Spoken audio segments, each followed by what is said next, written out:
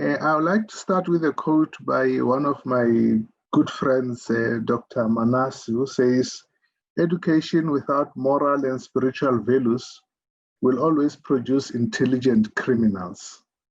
Mrs. Mabasa is going to be talking to us about optimizing the insights of our faith, the law and science for human development. Is this human development geared towards creating intelligent criminals? Mrs. Mabasa, up to you. Thank you very much. Thank you very much. I'm not sure if I will be addressing your question, but I will try. This is, and I'm very delighted to be participating in this discussion tonight. It is such a loaded topic that was forwarded to me about our insights into faith and law and science for human development. So let me just start off by saying that what is not in dispute before I move on to what is in dispute. What is not in dispute is that the world has been ravaged by COVID-19, and we need a solution. And such a solution may be found in a vaccine. And even though this lies within the domain of science, we cannot exclude the contribution of faith, reason, and evidence, as they all clearly belong together. And this is the view of Professor John Lennox, who states that, and here I just want to latch on to what Dr. Niemann said before me about science, the scientific domain as opposed to the Christian domain. Professor John Lennox states that the problem arises when members of the scientific community says that faith in God belongs to the private domain, whereas scientific commitment belongs to the public domain. Now, Professor John Lennox is an emeritus professor in mathematics at Oxford University. He is the only person I know who is, number one, a devout Christian, and he has 3 PhD degrees, one in pure mathematics from Cambridge, a doctorate in science from Wales and Cardiff, a doctorate in philosophy from Oxford University, and he holds a master's degree in bioethics from the University of Surrey. He's written a number of books on the interface of science, philosophy, and theology, and I will be relying on his insights as I speak tonight. So, like I said, I want to look at this dichotomy between the private versus the public, as it is exactly what unleashed the storm surrounding our Chief Justice at the moment. As I see it, it is not about fundamental rights of religion or freedom of speech. These rights are uncontroversial. They are enshrined in the Bill of Rights. And as the head of the judiciary and the head of the Constitutional Court, very few people understand the content of these rights better than the Chief Justice. As I see it, the primary problem lies in his identity and his worldview. He is an outspoken Christian with very strong beliefs, and he holds a very high and distinguished public office as head of the judiciary. So about a week ago,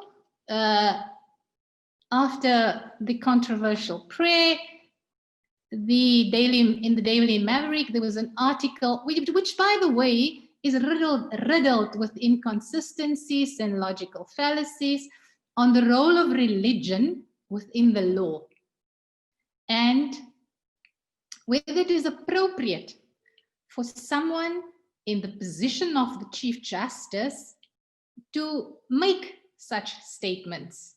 So Stephen Grootes who wrote the article, argues that the Chief Justice is not entitled to express his personal views in public, because in this case, it was inflammatory. In fact, he goes so far as to call his conduct immoral. And further on in the article, he in a very thinly veiled accusation, he suggests that the Chief Justice lacked leadership, and he uses the al-Bashir fiasco to say that the Chief Justice just reacted, and if he didn't, the judiciary would have looked somewhere else for leadership. Now, in my view, that is faulty logic, because judges do not institute legal actions. It couldn't have been expected from the Chief Justice to institute any kind of legal action. Judges only preside over cases that are brought before them.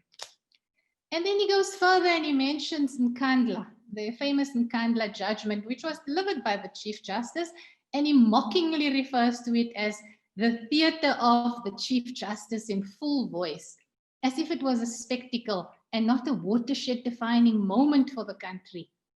It set out to stem the tide of corruption by holding former President Zuma accountable, as it paved the way for the Zondo Commission of Inquiry into state capture.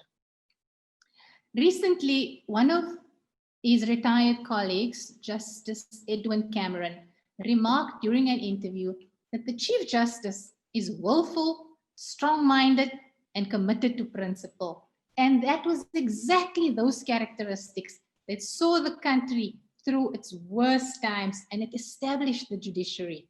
Without him, and I quote, without him and Deputy Chief Justice Tikgang Moseneke, I'm not sure that we would have still had a constitutional democracy. So there are many, in that article, many such examples. For instance, his reasoning enters a further slippery slope, suggesting waves of death will follow on the continent simply because the Chief Justice questioned the safety of the vaccine. Now, questioning the vaccine makes him somehow immoral. And for me, with respect, this argument is devoid of any kind of logic and rationality. But more importantly, I think Stephen Grootes writes that the crux of the matter is that they expected the Chief Justice to change his views after Nkandla, as if he was supposed to shed his Christianity like a second skin. Stephen writes that instead, and I quote, he persists with his primary identity, and that is of a Christian with strong beliefs. Now, even this argument is self-contradictory because it implies that he should have changed his religious beliefs. But if he had done that, it would have also exposed him to criticisms of dishonesty and insincerity. Now that brings me to a question. Why should Christians be forced to privatize their religious beliefs through cultural pressure? We can all agree that as Christians today, we live in a secular, pluralist age. So how do we as Christians live faithfully to God in a world that is hostile to our faith? And here I want to draw a parallel with the book of Daniel in the Bible. Because Daniel witnessed boldly at the highest level of government in a nation that did not share his faith. And if we read the book of Daniel, we'll see that he grew up in the tiny city of Judah, and he was deported to Babylon at the very tender age of around 15.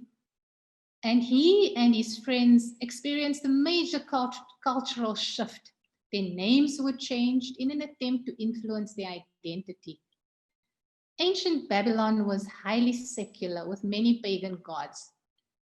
And after a number of years, Daniel was appointed to high public office. In fact, he ran 2 successive empires and he rose to enormous administrative power. And once again, like I said, I rely heavily on Professor John Lennox, and he wrote a book about Daniel in the Age of Relativism, where he argues that the remarkable thing about Daniel was not just that he maintained his faith in God or his devotion to God, but he maintained his public witness to God. So under the pressures of contemporary secular society, our faith is often privatized and marginalized. So Daniel maintained his integrity and his faithfulness to God publicly. As Christians, we must stand up to be counted in secular society. And this is exactly what the Chief Justice is doing. Daniel maintained total credibility as a believer at the very top level of government in ancient Babylon. So if it is possible at the top, it should be possible for every one of us.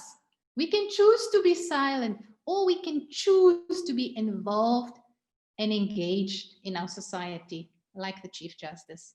So my defense here is not just of the Chief Justice, but in defense of the gospel of Jesus Christ. I believe that every Christian should be prepared to defend our Christian worldviews. 1 Peter 3, verse 15 to 16 says, "But in your hearts, set apart Christ as Lord." Always be prepared to give an answer to everyone who asks you to give the reason for the hope that you have. But do this with gentleness and respect, keeping a clear conscience, so that those who speak maliciously against your good behavior in Christ may be ashamed of their slander. So, in conclusion, I think the Chief Justice has led the judiciary with integrity, with moral courage. He is a man of incredible moral integrity and courageous leadership.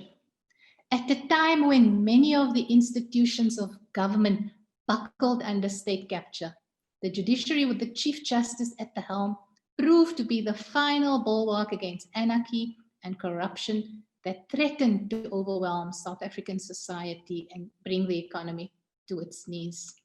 I thank you.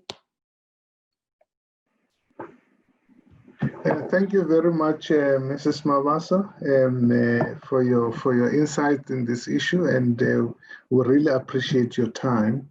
Without further ado, time is no longer on our side. There are questions on the Q and answer platform. If colleagues could answer, I would therefore ask for guidance from Sis Nombuso and Murutin Tla. If maybe these questions can be collated and then answered separately away from this platform and then be sent to colleagues that are attending this evening, as I don't think we'll have time to deal with them. But maybe I'll get some cue from Sis Nombuso there. Thank you, Prof. Frank. I think we can, panelists, please answer on the Q&A. I think it will save us time and the admin involved. In the meantime, can we please allow Datentla to close for us? Not close, but do his presentation. Thank you. Well, go ahead, Mfundis.